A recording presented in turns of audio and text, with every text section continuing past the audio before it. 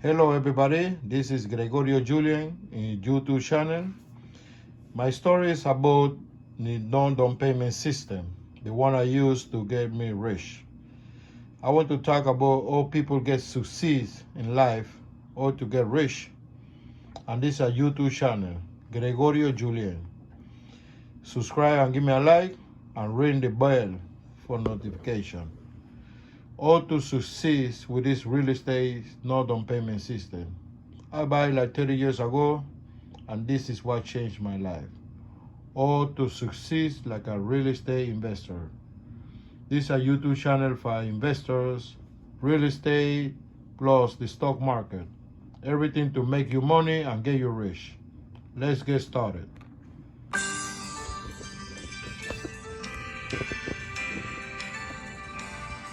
Succeeding as a real estate investor. Success is often measured in financial gains. For example, real estate investing is an excellent way to increase your net worth. But success is more than money. It's a feeling of self-worth and pride in what you're doing and the chance to help others and work that gives you a sense of purpose. My real estate investment career came after I was fired from my job, and if you've ever lost your job, you know how devastating it can be.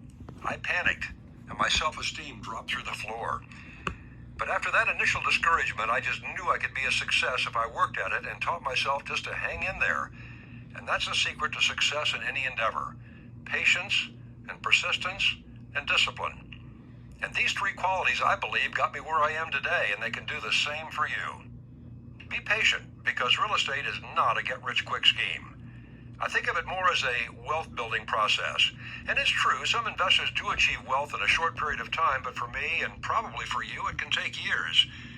But where will you be in a few years if you don't become a real estate investor? Look at it that way. And then there's persistence. Many people give up after their first offer is rejected or they have a troublesome tenant. Look at any difficult situations in a positive light. Think of them as learning experiences. What could you have done better? Did you really listen to the seller before you made the offer? Could you improve your screening process? When your offer is rejected, make another offer, and then another offer, and then another offer.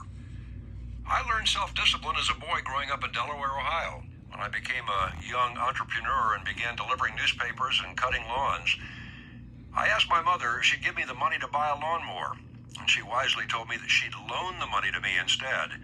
And it took a lot of discipline to keep working until I paid her off, but I felt good about it when I did. I guess, come to think of it, that was my first no money down deal. Countless numbers of my students have used real estate investing to boost their positive cash flow by thousands of dollars and actually quit their day jobs. And you too can be a success in real estate.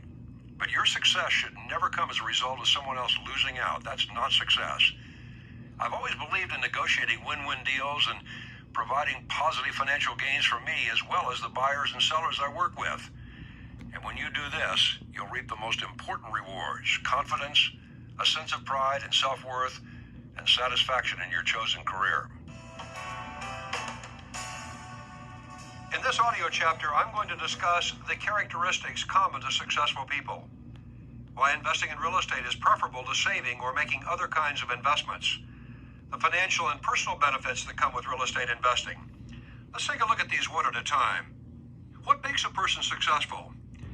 Why is it that some people seem to live lives filled with triumph and achievement, while others fail at most of the things they do, or at least they don't succeed to any great degree? Have you ever asked yourself those questions? I have, and the answers are very revealing. According to the latest census report, 9.2% of the total U.S. working population earns less than $11,000 a year, while only 5% make more than $145,000. When I read the report, it started me thinking about the ingredients of success. What characteristics that successful people have in common?